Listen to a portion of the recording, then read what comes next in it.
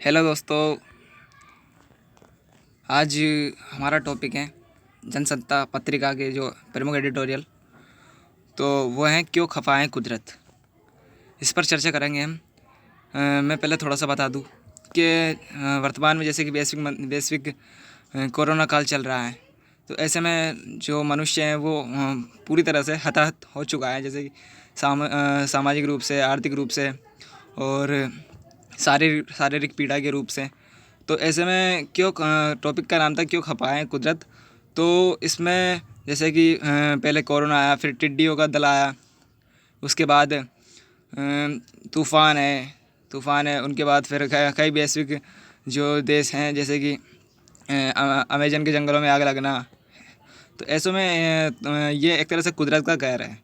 एक के बाद लगातार ऐसी समस्याएं देखने को मिल रही है प्राकृतिक रूप से। तो ऐसे में आज के जो एडिटोरियल है वो इसी पर आधारित है। तो चलिए हम शुरू करते हैं। कोरोना विषाणु के संक्रमण ने सारी दुनिया के लिए सहजता से जी पाने का सफलता फिलहाल दुभर कर रखा है। आरोप है कि यह विषाणु चीन की एक प्रयोगशाला से निकलकर सारी दुनिया में फैला और इसके संक्रमण की आशंका ने लोगों को खुली हवा में सहजता से सांस लेने के सुख से भी वंचित कर दिया है। कोरोना का खतरा अभी टला भी नहीं है कि दुनिया के अलग अलग क्षेत्रों में कभी भूकंप के झटके, कभी समुद्री तूफान की तबाही, कभी जंगल की आग की तपिश और कभी नदियों के प्रवाह में आया उन्माद जैसे कुदरती भूचाल सामान्य जनजीवन को अस्त व्यस्त कर रहे हैं। प्रकृति के मिजाज का अनुमान इसी बात से लगाया जा सकता है कि कुछ सालों पहले तक भूकंप जैसी घटनाओं से सुरक्षित समझे जाने वाले भारत की राजधानी नई दिल्ली और उसके आसपास के क्षेत्र में जून से अगस्त की अवधि के 3 माह में 1.5 दर्जन से अधिक बार भूकंप के झटके महसूस किए गए हैं। ये अलग अलग हैं कि भूकंप की इन आवृत्तियों के बीच जान माल का बड़ा नुकसान नहीं हुआ। राजधानी क्षेत्र में महसूस किए गए भूकंप के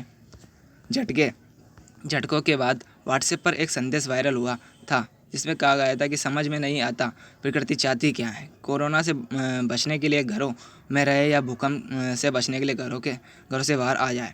इस संदेश में कई बहुत गहराई तक प्रकृति के मनुष्य के प्रति असहिष्णुता का भय परिलक्षित होता है। प्रकृति के अंतस में बढ़ते प्रकोप के प्रति चिंता इसलिए भी जागृत होती है क्योंकि खबरों के अनुसार दुनिया भर में पर्वतों के शीर्ष पर जमा हिमनद ग्लेशियर तेज़ी से पिघल रहे हैं और बार बार बिजली गिरने के कारण जंगलों में लगी आग दुनिया के विभिन्न देशों के लिए चिंता का कारण बनी जा रही है।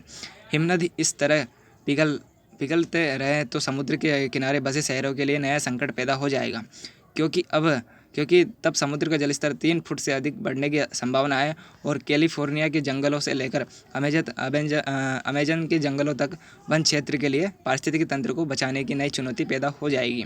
प्रकृति मनुष्य को जीवन के संवर्धन के लिए मुक्त हस्त से अपना सर्वस्व सौंप देती है, लेकिन यदि उसी प्रकृति की भू ब्रह्कुटियों में बल पड़े तो हमारे सुख के सपनों का क्या होगा।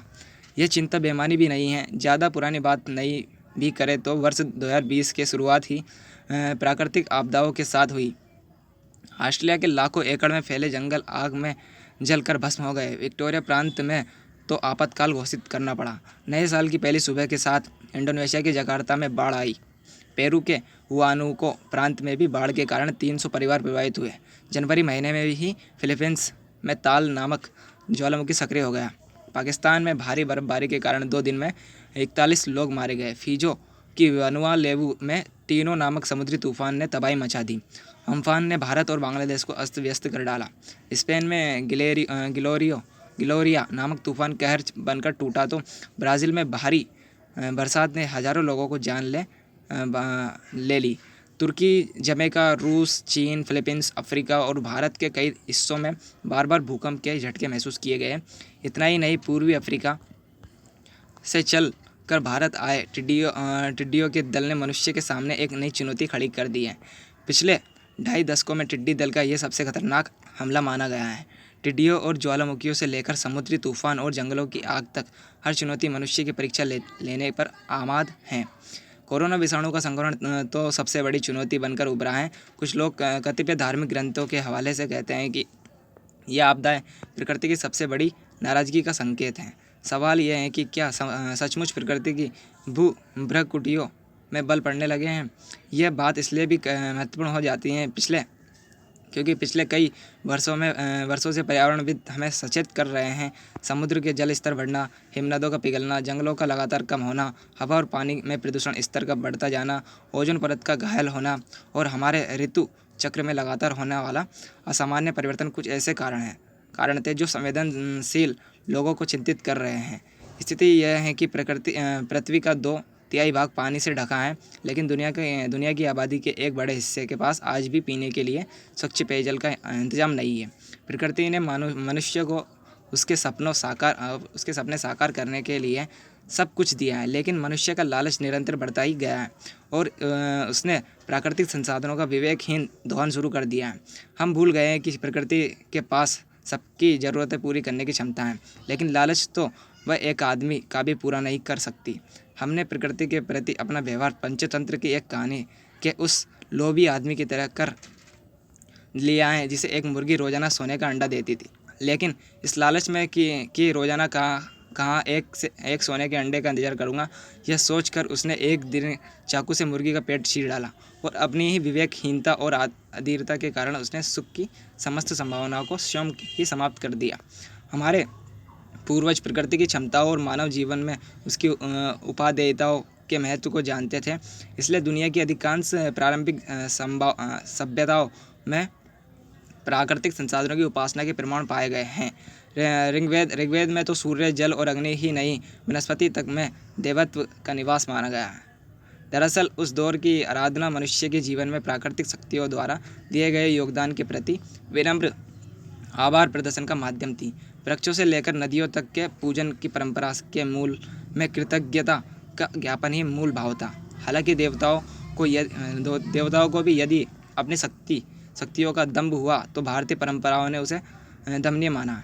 जिस इंद्र को ऋग्वेद में बहुत पूज्य माना गया, उसी इंद्र के मान दलन की कहानी कृष्ण कथाओं में है। जब ब्रज निवासियों ने इंद्र की पूजा करना बंद कर दिया तो कुपित इंद्र ने अनवरत बारिश शुरू कर दी। तब गोकुल वासियों को बचाने के लिए कृष्ण ने अपनी कनिष्ठिका पर गोवर्धन पर्वत धारण किया। दुर्भाग्य से देवताओं और राक्षसों के दंभ दलन की कहानियाँ कहने सुनने के बावजूद मनुष्य में अपनी मानसिक क्षमताओं और अपनी उपलब्धियों का दंभ इतना हो गया कि उसने प्रकृति के साथ दुर्व्यवहार करना शुरू कर दिया और यही स्थिति प्रकृति को धीरे धीरे कुपित करती प्रतीत होने लगी है। प्रकृति तो माँ है, वह पूजा नहीं सद्भाव मांगती है। कोई माँ अपनी ही संतति से कब तक कुपित रह सकती है, लेकिन अपराध जब समस्त सीमाओं का अतिक्रमण करने लगे तो दोषी व्यक्ति को सजा मिलना आवश्यक हो जाता है और प्रकृति की मर्यादाओं से खिलवाड़ करने का अपराध करने का दोष समूची मनुष्य प्रजाति के सिर पर है। आवश्यकता इस बात की है कि हम अपने व्यवहार पर विचार करें और पीढ़ियों के सुख के लिए ही सही प्रकृति के संरक्षण की दिशा में प्रयास करें, ताकि फिर किसी क्षण मन में यह भय नहीं जागे कि क्या प्रकृति हमसे नाराज़ है। धन्यवाद। आपको अच्छा लगे तो शेयर करें, कमेंट करें और सब्सक्राइब करें।